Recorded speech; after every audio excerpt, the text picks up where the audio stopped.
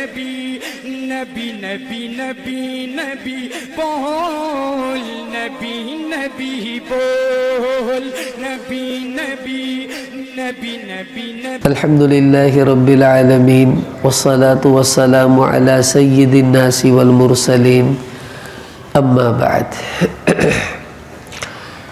آج ہمارا موضوع بہت اہم ہے اس حوالے سے کہ ایک تو ہمارے ملک میں ابھی تازہ ایک ایسا واقعہ ہوا کہ جس کی وجہ سے اسلام کی ایک بڑی غلط شکل لوگوں کے سامنے آئی، اور دوسرا یہ کہ اس سے مسلمانوں کے بارے میں بہت غلط تاثر دنیا میں پھیلا۔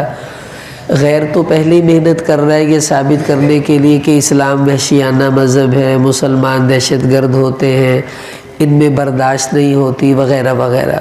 تو اس قسم کے واقعات پھر ان کے اس پروپیگنڈے کو لوگوں میں صحیح لوگوں کو لگنے لگتا ہے کہ شاید وہ ٹھیک کہہ رہے ہیں، حالانکہ اسلام بالکل ایسے امور کی اجازت نہیں دے رہا ہوتا۔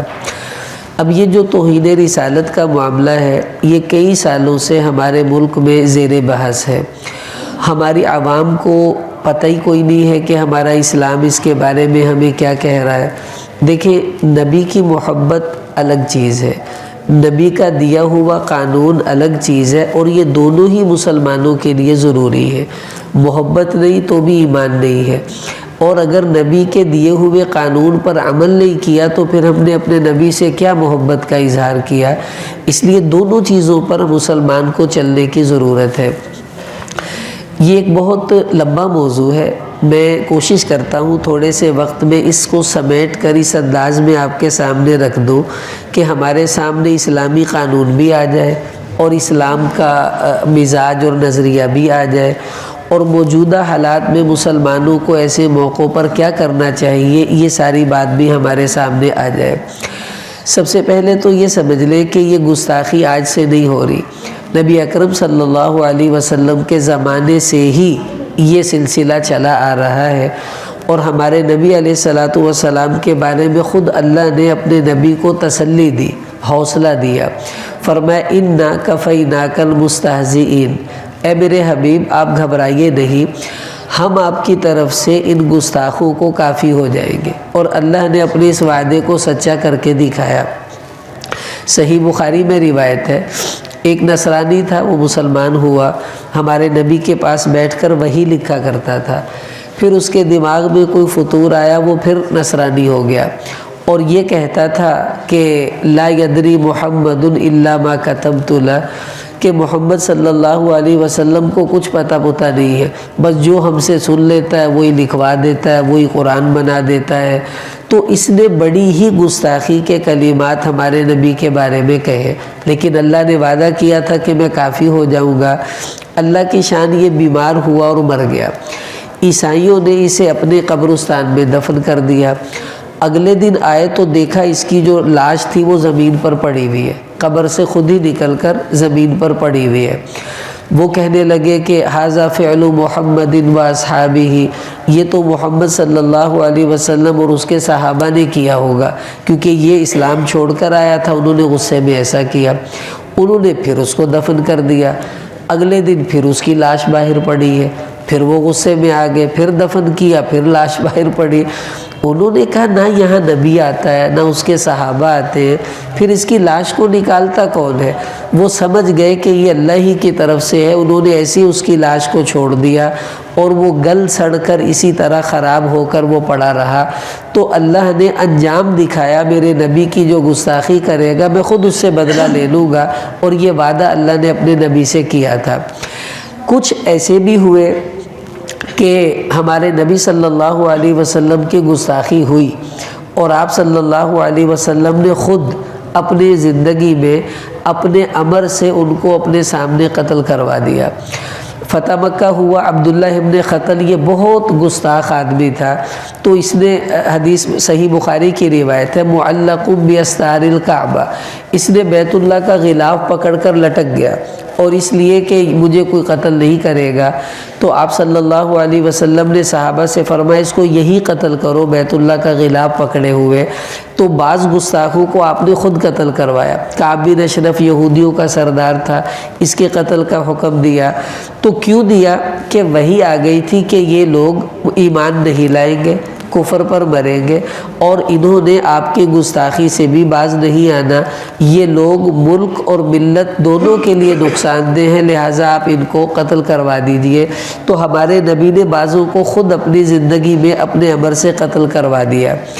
بعض لوگ ایسے تھے جنہوں نے گستاخیاں کی، لیکن آپ صلی اللہ علیہ وسلم نے حکمت کی وجہ سے اور سیاستاً ان لوگوں کو چھوڑے رکھا، ان کو قتل نہیں کروایا۔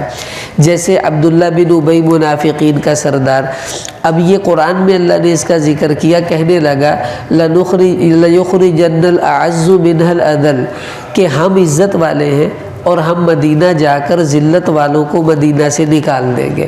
یعنی ہمارے نبی کو اس نے نعوذ باللہ ذلیل کہا، اپنے آپ کو عزت والا کہا۔ اس کی گستاخی سب کو پتہ چل بھی گئی، حضور کو بھی پتہ چل گئی، لیکن آپ خاموش رہے، اس لیے کہ اگر اسے کچھ قتل کروایا تو لوگ تو منافقین کو مسلمان ہی سمجھتے تھے، تو وہ کہیں گے دیکھو بھائی یہ تو اپنے ہی بندے قتل کروا دیتے ہیں، تو لوگ اسلام سے متنفر ہو جائیں گے، تو ہمارے نبی نے ایسوں کو قتل نہیں کروایا۔ صحیح بخاری کی روایت ہے، آپ علیہ السلام کے پاس ایک آدمی آیا، اس نے ہمارے نبی کی چادر کھینچی، اس زور سے کھینچی کہ حضور کی گردن پر نشان پڑ گیا اور گلا بھی گھٹ گیا سب کی موجودگی میں۔ تو آپ صلی اللہ علیہ وسلم نے اس کو کچھ نہیں کہا، نہ صحابہ کو کہنے دیا، کچھ نہیں کہنا، اس نے کچھ بات کی، حضور نے اس کی بات پوری کر دی اور وہ چلا گیا۔ اب یہ کتنی بڑی گستاخی ہے، لیکن ہمارے نبی خاموش، اس لیے کہ اللہ کی طرف سے وحی نہیں ہے، اور آپ نے کسی حکمت کی وجہ سے ایسے لوگوں پر نرم ہاتھ رکھا، ان کو کچھ نہیں کہا۔ تیسرے وہ لوگ تھے کہ جنہوں نے گستاخیاں کی، لیکن ہمارے نبی صلی اللہ علیہ وسلم نے اخلاق کا مظاہرہ کیا، یا وحی کی وجہ سے کہ اللہ ان کو ہدایت دے دیں گے، ہمارے نبی نے انہیں کچھ نہیں کہا اور وہ لوگ مسلمان ہو گئے۔ حیات الصحابہ میں زید بن سعنہ یہودیوں کا بہت بڑا عالم تھا، اس سے ہمارے نبی نے قرضہ لے لیا۔ اب طے مثلاً ہوا بھی 5 تاریخ کو تیرا قرضہ دے دیں گے، تو یہ 5 تاریخ سے پہلے ہی آ گیا جان بوجھ کر، اور آ کر کہنے لگا نبی بنے پھرتے ہیں، لوگوں کے قرضے دیتے نہیں ہیں وغیرہ وغیرہ۔ حضرت عمر رضی اللہ عنہ کہنے لگے وہ تو گستاخی کرتا ہے، انہوں نے تلوار نکال لی، کہا یا رسول اللہ مجھے اجازت دے میں اس کی گردن اتار دوں۔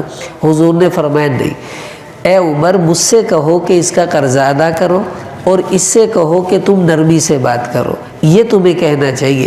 بعد میں آپ نے فرمایا اچھا بھی تیرا قرضہ دیتے ہیں، حالانکہ وہ پہلے آ گیا تھا، لیکن حضور نے فرمایا عمر جاؤ اس کا قرضہ دو۔ مثلاً اس کے قرضے کے بدلے میں 20 کلو کھجور بنی، تو حضرت عمر نے 20 کلو کھجور دے دی اور 2-4 کلو فالتو بھی دی۔ وہ کہنے لگا یہ کس لیے؟ کہ وہ مجھے حضور نے کہا تھا کہ میں نے آپ سے جو بدتمیزی کی ہے اس کے بدلے میں یہ کھجوریں دوں احسان کے طور پر۔ وہ کہنے لگا اے عمر یہ سارا مال واپس لے لو، اشہد ان لا الہ الا اللہ و اشہد ان محمدً عبدہ و رسولہ، میں مسلمان ہوتا ہوں۔ کہ پہلے تو نے وہاں گستاخی کی ہے تو وہی مسلمان ہو جاتا، گستاخی کیوں کی؟ کہنے لگا میری کتابوں میں حضور کی سب نشانیاں پوری تھی، ایک نشانی میں نے نہیں دیکھی تھی، وہ یہ کہ اس نبی پر جتنا کوئی ظلم کرے گا یہ اتنا اس سے معافی کا معاملہ کرے گا، وہ میں نے آج دیکھ لی، اس لیے میں اسلام لے آیا۔ تو ایسے کئی لوگ تھے جن کو آپ علیہ السلام نے اپنے اخلاق کی وجہ سے کچھ نہیں کہا۔ عمیر بن وہب یہ حضور کو قتل کرنے آیا، مکہ سے چلا مدینہ پہنچا تلوار لے کر اس نیت سے کہ میں حضور کو قتل کروں گا، تو اللہ تعالیٰ نے وحی کے ذریعے ہمارے نبی کو بتا دیا کہ یہ آپ کو قتل کرنے کے ارادے سے آ رہا ہے۔ حضور نے اس کو دیکھ کر کہا کہ عمیر دیکھ لو کیا سوچ رہے ہو؟ وہ کہنے لگا جی میں نے آپ سے کوئی بات چیت کرنی ہے، اور مکہ میں صفوان بن امیہ سے اس نے ساری سیٹنگ کی کہ تو میرے بچوں کو سنبھال لینا، ان کو خرچہ دے دینا، میں قتل کر کے آتا ہوں۔ حضور نے فرمایا عمیر یہ بتا وہ جو تو نے مکہ میں صفوان سے بات چیت کی تھی وہ کیا تھی ساری؟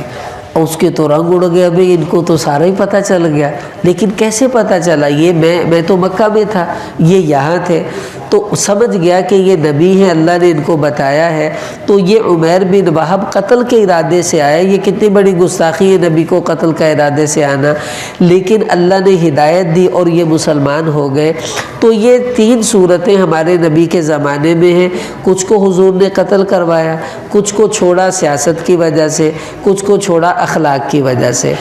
اب ہمیں کیا کرنا ہے؟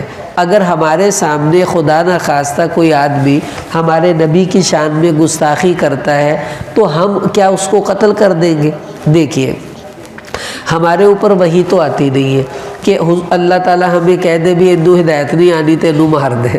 حضور کو تو پتہ چل جاتا تھا نا کہ اس کو ہدایت ملنی ہے یا نہیں ملنی، ہم پر تو وحی نہیں آتی۔ تو جب ہم پر وحی نہیں آتی تو ہم لوگ قانون کے پابند ہیں جو اللہ کے نبی بنا کر ہمیں دے کر گئے ہیں۔ اب ہمیں قانون کے دائرے میں رہ کر سب کچھ کرنا ہوگا۔ اور یاد رکھ لیں، اگر ہم نے اپنی مرضی سے کوئی قدم اٹھایا، اتنا سخت معاملہ ہے، اتنا سخت معاملہ ہے۔ دیکھیے سنن ابو داود میں روایت ہے، حضرت ابو برزہ رضی اللہ عنہ کہتے ہیں کہ ایک آدمی ابو بکر صدیق کے پاس کھڑا تھا، حضرت ابو بکر اس پر غصے ہوئے اور کافی غصے ہوئے۔ تو میں نے کہا تأذن لی یا خلیفۃ رسول اللہ اضرب عنقہ، کہ اے اللہ کے نبی کے خلیفہ مجھے اجازت دے میں اس کی گردن اتار دوں۔ حضرت ابو بکر چپ ہو گئے، پھر غصے ہوئے، پھر انہوں نے کہا میں قتل کر دوں، فرمایا نہیں۔ بعد میں حضرت ابو بکر نے بلایا، ابو برزہ رضی اللہ عنہ سے کہا کہ اکنت فاعلا لو امرتک بقتلہ، اگر میں تجھے کہہ دیتا کہ اس کو قتل کر دو کیا تو کر دیتا؟ کہنے لگے جی آہو اپا تے ٹپا دینا سی، تسی آرڈر نہ کرو۔ تو حضرت ابو بکر صدیق رضی اللہ تعالیٰ عنہ نے فرمایا کہ واللہ ما لأحد بعد محمد صلی اللہ علیہ وسلم، کہ حضور صلی اللہ علیہ وسلم کے بعد کسی بندے کو یہ اختیار نہیں ہے کہ وہ گستاخی پر کسی کو قتل کر دے، تو تم نے ایسا کبھی نہیں کرنا، یہ ہمارا اسلام ہے۔ اب دیکھیے آپ صلی اللہ علیہ وسلم کے زمانے میں ایسا ہوا کہ ایک مسلمان نے ایک اہل کتاب کو قتل کر دیا، حضور کو پتہ چلا، یہ سنن بہقی میں روایت ہے۔ تو آپ صلی اللہ علیہ وسلم نے اس مسلمان کو بلایا اور کہا کہ میں زیادہ حقدار تھا اس معاملے کو ڈیل کرنے کا، تم نے اپنے ہاتھ میں قانون لیا ہے۔ تو حضور علیہ السلام نے اسے قتل کرنے کا حکم دیا۔ اس مسلمان کو اہل کتاب کے قتل کی وجہ سے مسلمانوں نے پھر قتل کر دیا قصاص کے طور پر۔ حضرت عمر رضی اللہ عنہ کے زمانے میں ہیرا ایک جگہ تھی، وہاں پر ایک مسلمان نے ذمہ کو قتل کر دیا، عمر رضی اللہ عنہ کو پتہ چلا، انہوں نے خط لکھا کہ اس مسلمان کو اس کافر کے رشتہ داروں کے حوالے کر دو، ان شاءوا قتلوا و ان شاءوا عفوا، چاہے وہ اسے قتل کر دے چاہے وہ اسے معاف کر دے۔ تو جب ان کے حوالے کیا گیا تو انہوں نے اس مسلمان کو بدلے میں قتل کر دیا۔ تو ہمارا اسلام ہمیں پابند کرتا ہے کہ تم قانون کے دائرے میں رہو گے، اپنے ہاتھ میں قانون نہیں لوگے۔ اب سمجھیے کہ اسلامی قانون کیا ہے۔ خدا نخواستہ اگر کوئی ایسا عمل ہو جاتا ہے کہ ہمارے سامنے کوئی ہمارے نبی کی شان میں گستاخی کرتا ہے تو ہمیں کیا کرنا چاہیے؟ سب سے پہلے یہ دیکھنا ہے گستاخی کرنے والا کون ہے، مسلمان ہے یا کافر ہے، دونوں کا الگ الگ معاملہ ہے۔ اب اگر گستاخی کرنے والا خدا نخواستہ مسلمان ہے تو سب سے پہلے ہمیں اس کی گستاخی کو ثابت کرنا پڑے گا عدالت کے اندر۔ ہم اسے پکڑ کر کچھ نہیں کہیں گے، اس کو عدالت میں لے کر جائیں گے، وہاں پر جا کر گواہیاں دی جائیں گی، ثبوت پیش کیے جائیں گے، ویڈیو دکھائیں، آڈیو دکھائیں، وہ سارے ثبوت جج مانگے گا، گواہ ہوں گے کہ اس نے ہمارے سامنے یہ کیا، اس نے ہمارے سامنے یوں کہا، یعنی گستاخی کی ہمارے نبی کی شان میں۔ اب اس کے بعد قاضی سب سے پہلے اس کی تحقیق کرے گا کہ آیا واقعی گستاخی بنتی بھی ہے کہ نہیں بنتی۔ اگر بنے گی تو سزا دے گا نا، اگر گستاخی نہ بنے تو اسے کیسے سزا دے گا؟ اب قاضی سب سے پہلے اس سے پوچھے گا کہ یہ بتا تو نے یہ عمل کیا، مثلا خدا نہ خواستہ کوئی آدمی قرآن جلا رہا ہے، مسلمان ہے، ہم نے دیکھا، تو ہم اس کو پکڑ کر گستاخی میں قتل کر دیں، اسلام ہمیں اس کی اجازت نہیں دیتا ہے۔ اب دیکھیے صحیح بخاری میں ہے، حضرت عثمان رضی اللہ تعالیٰ عنہ کے زمانے میں ایسا ہوا کہ قرآن پاک کے اندر بہت سی لوگوں نے اپنی طرف سے ترمیمیں کر دی، جس سے قرآن کے تحریف کا اندیشہ پیدا ہوا۔ انہوں نے وہ سب قرآن جمع کیے، صحیح قرآن کے نسخے لکھوا کر اس کو بھجوا دیے گئے، اور جو غلط قرآن لکھے ہوئے تھے جس میں غلطیاں تھیں، حضرت عثمان نے ان کو خود جلوا دیا تھا۔ اب ایک صحابی ہے وہ قرآن جلوا رہا ہے، کیوں؟ اگر نہیں جلایا تو یہ پھر پھیل جائیں گے، پھر وہی قرآن میں تحریف ہو جائے گی۔ تو اب اگر عثمان رضی اللہ عنہ قرآن جلا رہے ہیں اور ان کا مقصد قرآن کی توہین نہیں بلکہ قرآن کو بچانا ہے، اسی طرح کوئی بیچارہ مسلمان اگر ایسے کہیں قرآن پرنٹنگ میں غلطیاں ہو گئی ہیں اور اس کو خدشہ ہے کہ بھائی یہ کہیں لوگوں میں پھیل نہ جائے، اور وہ اس وجہ سے اس کو جلا رہا ہے، اور اس کی نیت گستاخی کی نہیں، توہین کی نہیں، بلکہ قرآن کو محفوظ کرنے کی ہے کہ صحیح قرآن محفوظ ہو جائے، غلط ختم ہو جائے، تو آپ بتائیں آپ اس کو گستاخی کیسے کہیں گے؟ حالانکہ یہ عمل تو صحابہ بھی کر رہے ہیں۔ تو قاضی یہ تحقیق کرے گا کہ اس نے جو کہا ہے اور جو کیا ہے آیا وہ گستاخی بنتا بھی ہے یا نہیں بنتا۔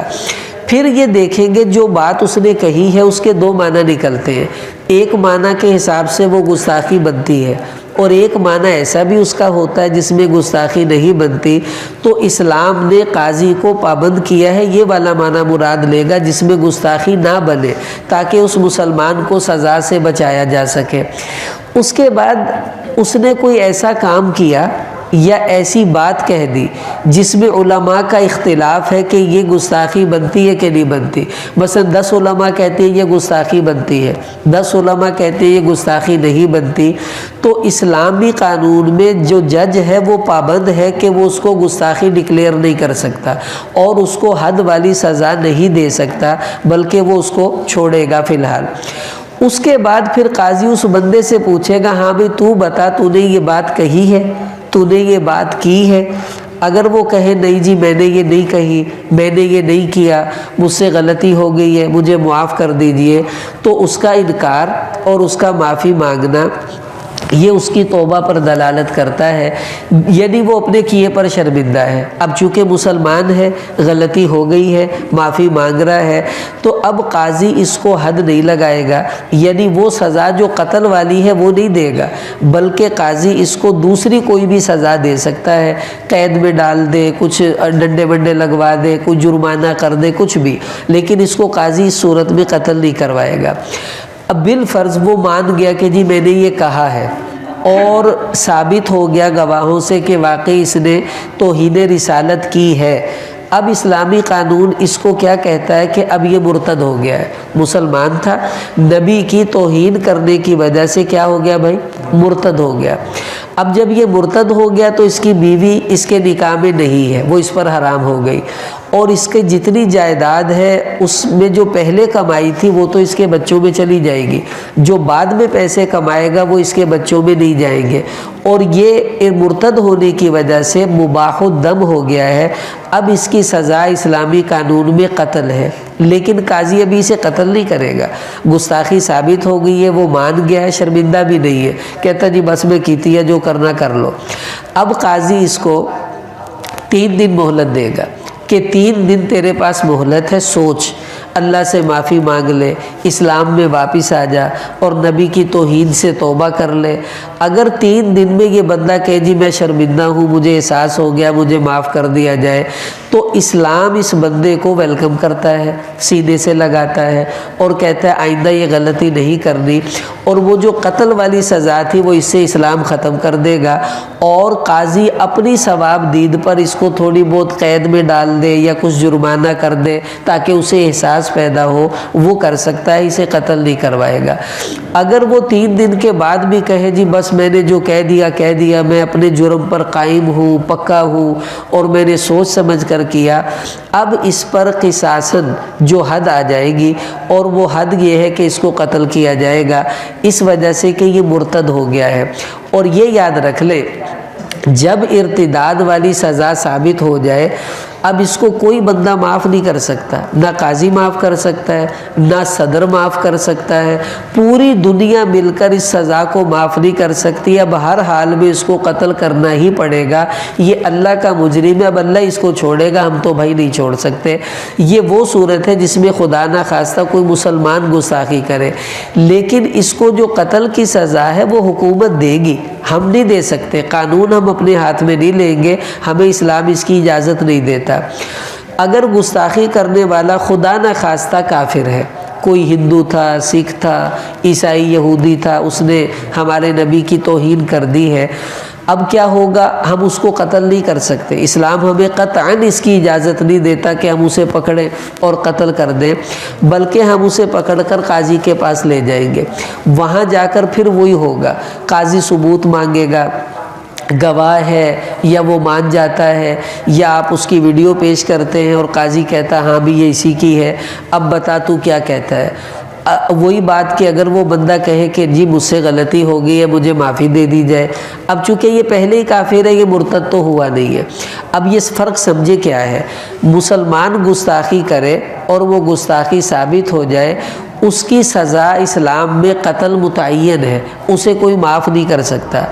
کافر گستاخی کرے اور وہ ثابت ہو جائے، وہ مان بھی جائے، تو اس کی سزا اسلام میں قتل نہیں ہے، یہ فرق سمجھنے کی ضرورت ہے، بلکہ اسلام نے اس کی کوئی بھی سزا متعین نہیں کی ہے۔ اب ہوگا کیا؟ قاضی لے گا، اس کو تفتیش کرے گا، اگر وہ کہے جی مجھ سے غلطی ہو گئی، مجھے معاف کر دیا جائے، میں آئندہ ایسا جرم نہیں کروں گا، تو قاضی اس بندے کو کوئی بھی سزا دے سکتا ہے، قید میں ڈلوا دے، جرمانہ کر دے، معاف کر دے، کچھ بھی کر سکتا ہے، وہ اس کو چھوڑ بھی سکتا ہے۔ اور اگر اس کا جرم ثابت ہو گیا تو اب قاضی کیا کرے گا؟ چاہے تو اسے سزائے موت بھی دے سکتا ہے، چاہے تو اس کو عمر قید دے سکتا ہے، چاہے چند سالوں کی سزا دے سکتا ہے، چاہے اس کو کوڑے لگوائے، پٹائی کروائے، جرمانہ کرے، اور چاہے تو اس کو سمجھا کر ڈانٹ ڈپٹ کر معاف بھی کر سکتا ہے۔ یہ اسلام نے قاضی کو اختیار دیا ہے کہ وہ محسوس کرے کہ بندے کو شرمندگی ہو رہی ہے، وہ اس کو چھوڑ بھی سکتا ہے۔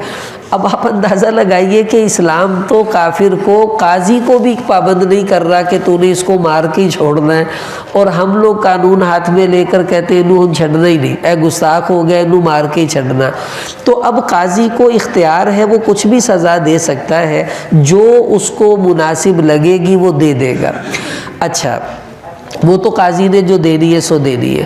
اب ہوتا کیا ہے کہ اگر کوئی مسلمان یا کافر گستاخی کرتا ہے، توہین رسالت کرتا ہے، اور کوئی بندہ قانون کو اپنے ہاتھ میں لے کر اسے قتل کر دیتا ہے، اب کیا ہوگا؟ اب اسلام اس بندے کے بارے میں کیا کہتا ہے؟ جیسا کہ ابھی یہ واقعہ ہمارے ملک میں تازہ ہوا ہے، اب پھر وہی بات فرق آ جائے گا کہ جس نے قتل کیا ہے جس کو، وہ گستاخ کون تھا؟ اگر وہ مسلمان تھا، اس نے گستاخی کی اور کسی نے ایمان جوش ایمانی میں آ کر اسے قتل کر دیا ہے، تو اب دیکھا جائے گا اس مسلمان پر جرم ثابت ہو چکا تھا یا نہیں۔ اگر جرم ثابت ہو گیا تھا اور اس کو سزائے موت کی سزا سنائی جا چکی تھی یا نہیں، لیکن جرم ثابت تھا کہ اس نے گستاخی کی ہے، وہ مان گیا میں نے گستاخی کی ہے، پھر اگر کوئی مسلمان اس کو قتل کر دیتا ہے تو چونکہ اس نے جرم کیا ہے توہین رسالت کا، وہ مسلمان ہے، اور اس جرم کی وجہ سے وہ مرتد ہو گیا، مرتد ہونے کی وجہ سے مباح الدم ہو گیا کہ اب اس کا خون اسلام میں معاف ہے، اس کو قاضی قتل کروائے گا۔ اب جو کام قاضی نے کرنا تھا وہ اس بندے نے کر دیا، تو اب اس کی وجہ سے اس قتل کرنے والے کو اسلام قتل نہیں کرے گا۔ کیوں؟ اس لیے کہ جو کام اسلام نے کرنا تھا وہ اس نے کر دیا، لیکن چونکہ اس نے قانون کو اپنے ہاتھ میں لیا ہے اور جو کام قاضی نے کرنا تھا وہ اس نے کیا ہے، یہ جرم ہے۔ اس جرم کی وجہ سے قاضی جو جج ہوگا وہ اس قتل کرنے والے مسلمان کو کوئی بھی سزا دے سکتا ہے، چاہے وہ اس کو قید میں ڈالے، چاہے جرمانہ کرے، چاہے اس کی پٹائی کروائے، سزا ضرور ہوگی کہ اس نے قانون کو اپنے ہاتھ میں لیا تو لیا کو، بھلے اس نے وہی کام کیا جو عدالت نے کرنا تھا۔ لیکن اگر وہ گستاخ مسلمان تھا اور اس کا جرم ثابت نہیں ہوا تھا اور بعد میں بھی ثابت نہیں ہوا تو یہ اسے قتل کر چکا ہے. تو اب چونکہ اس نے ایک ایسے مسلمان کو قتل کیا جس کا کوئی جرم نہیں تھا، یہ قتل عمد ہے. اس قتل عمد کی وجہ سے اس قتل کرنے والے مسلمان کو پہلے تو جرمانہ ہوگا کہ اس نے قانون ہاتھ میں کیوں لیا، اس کی سزا ہوگی اس نے قانون ہاتھ میں کیوں لیا. دوسرا، ایک مسلمان کو ناحق قتل کرنے کی وجہ سے اب اس کو بھی سزائے موت ہوگی اور اس کو قتل کیا جائے گا. اسلامی قانون ہمیں یہ تعلیم دیتا ہے کہ اگر کوئی قانون ہاتھ میں لے کر کسی گستاخ مسلمان کو قتل کر دے، اس کی یہ صورت ہے. بالفرض اگر گستاخی کسی کافر نے کی اور کسی مسلمان نے اس کو جوش ایمانی میں آ کر قتل کر دیا، جیسا کہ ابھی ہوا، حالانکہ وہ گستاخی تھی یا نہیں تھی وہ تو ابھی ثابت ہوگا، بعد کی بات ہے. اب وہی بات ہم دیکھیں گے. اگر گستاخی ثابت ہو گئی تھی اور اسے سزائے موت سنائی جا چکی تھی، اب ظاہری سی بات ہے جب گستاخی ثابت ہو گئی، اس کو سزائے موت بھی سنا دی گئی، پھر کوئی مسلمان اسے قتل کر دیتا ہے تو چونکہ اس کا خون مباح ہے، حکومت نے بھی اسے قتل ہی کرنا تھا، اس نے بھی قتل ہی کر دیا. اب قصاص میں اس کو حکومت قتل نہیں کرے گی، لیکن قانون ہاتھ میں لینے کا جو جرم اس نے کیا ہے اس پر قاضی اس قتل کرنے والے مسلمان کو سزا دے گا. بھلے قید میں ڈال دے، بھلے جرمانہ کر دے، بھلے اس کی پٹائی لگوائے، وہ جو بھی سزا دینا چاہے دے سکتا ہے کہ اس نے قانون اپنے ہاتھ میں کیوں لیا. لیکن اب یہ اہم بات ہے جو اب سمجھنے کی، اور ہمارے ملک میں بلکہ پوری دنیا میں یہی کچھ ہوتا ہے کہ اگر کسی کافر نے ہمارے نبی کی شان میں گستاخی کر دی اور اس کو وہ گستاخی ثابت نہیں ہوئی، مطلب یہ کہ عدالت تک وہ پہنچا ہی نہیں کیس، یا عدالت میں پہنچ گیا تھا اور جج نے اس کو سزائے موت نہیں سنائی، عمر قید سنا دی یا کچھ سالوں کی قید سنا دی یا جرمانہ کر دیا، یا جج نے سن کر اس کو معاف کر دیا کہ چلو آئندہ یہ ایسا نہیں کرے گا، تو اگر اس کو سزائے موت نہیں تھی، کوئی بھی سزا دی اور اس کو معاف کر دیا گیا بعد میں، یا اس کا جرم ابھی عدالت تک پہنچا ہی نہیں تھا اور آپ نے اس کو پہلے ہی قتل کر دیا اور بعد میں تحقیق سے پتہ چلا کہ ایسا کچھ بھی نہیں تھا، تو اب ایسے بندے کو قتل کرنا اسلام کے اندر جرم ہے. اور اس کے بدلے میں جس نے بھی اسے قتل کیا بھلے وہ کافر ہے، اسلام یہ تعلیم دیتا ہے اب اس بندے کو قصاص میں قتل کیا جائے گا اور قانون ہاتھ میں لینے کی وجہ سے علیحدہ سزا ملے گی. وہ سزا الگ ہے، جرمانہ ہوگا اور قید ہوگی، پھر بعد میں قتل کی وجہ سے اسے بھی قتل کیا جائے گا. دیکھیں صحیح بخاری کی روایت ہے، آپ صلی اللہ علیہ وسلم نے فرمایا کہ من قتل معاہداً، کہ جس آدمی نے کسی ایسے کافر کو قتل کر دیا جو ہمارے ملک میں رہتا تھا، تو حضور علیہ السلام نے فرمایا لم یرح رائحۃ الجنہ، یہ آدمی جنت کی خوشبو بھی نہیں سونگھ سکتا، حالانکہ جنت کی خوشبو تو 40 سال کے فاصلے سے بھی آ رہی ہے، تو اس کو جنت کی خوشبو بھی اللہ نہیں سونگھائیں گے. تو نے کیوں کسی کافر کو قتل کیا؟ وہ ہمارے ملک میں رہتا ہے، ہمارے ملک کا شہری ہے، نہ حق کسی ایسے کافر کو قتل کرنے کی اسلام ہمیں بالکل اجازت نہیں دیتا. اور آپ دیکھیے اس بیچارے کے ساتھ کتنا غلط ہوا. اب جو بات سامنے آئی ہے ابھی تک وہ یہی ہے کہ لوگ اس سے اس لیے تنگ تھے، وہ جو کام کرنے والے تھے، کہ وہ سختی کرتا تھا، کام زیادہ لیتا تھا، اور جو کام چور تھے وہ اس سے تنگ تھے. پھر اس نے کئی لوگوں کو نکال بھی دیا کہ تم نکل جاؤ فیکٹری سے، ہم تمہیں نوکری سے نکالتے ہیں. تو لوگوں نے اس سے اپنا ذاتی بدلہ لیا اور پردہ کیا ڈالا کہ جی انہیں گستاخی کر دیتے. گستاخی کیا ہوئی کہ اس نے کہا سب مشینیں صاف کر دو، لوگوں نے دورے پہ آنا ہے، اور مشینوں پہ جیسے ہم لوگ سٹیکر لگا دیتے ہیں یا اللہ مدد کا یا کوئی ایسا کچھ لگا ہوا تھا، اس نے کہا اس کو بھی ہٹاؤ تاکہ مشین بالکل صاف ہو جائے. اب وہ جو سری لنکن ہے اس بیچارے کا مذہب کچھ اور ہے، اس کو کیا پتہ یہ سٹیکر ہٹانے سے میں گستاخ کہلاؤں گا اور مجھے گستاخی کا لیبل لگ جائے گا. تو وہ ہٹوانے کا اس نے کہہ دیا، یہ بیچارے مشتعل ہو گئے کہ اس نے گستاخی کر دی، نبی کے نام کی توہین کر دی، پکڑ لو اسے. چلو غصہ آ گیا ہے تو اسے 2-4 مکے مار دو، کوئی تھپڑ تھپڑ مار دو، چلو بعد میں بات رفع دفع کرو. یا اسے پکڑ کر تھانے لے جاؤ کہ جی اس نے ہمارے سامنے گستاخی کی ہے، پھر اگلا پروسیجر وہی ہے کہ گستاخی ثابت ہوگی، پھر جو سزا ہوگی سو ہوگی، یہ تو قانون ہے۔ اب آپ اس کو قتل بھی کر رہے ہیں، پھر اوپر سے اس کی لاش کو جلا بھی رہے ہیں، کتنی بری بات ہے، کتنی بری بات ہے۔ قتل کرنا خود جرم ہے۔ میں نے عرض کیا کہ حضور علیہ السلام کے زمانے میں ایک اہل کتاب کو قتل کر دیا گیا، سنن بہقی میں روایت ہے، تو آپ صلی اللہ علیہ وسلم نے فرمایا میں اس کی طرف سے خود زیادہ حقدار ہوں، تو آپ نے اس مسلمان کو اس اہل کتاب کے قتل کرنے کی وجہ سے خود قتل کروا دیا۔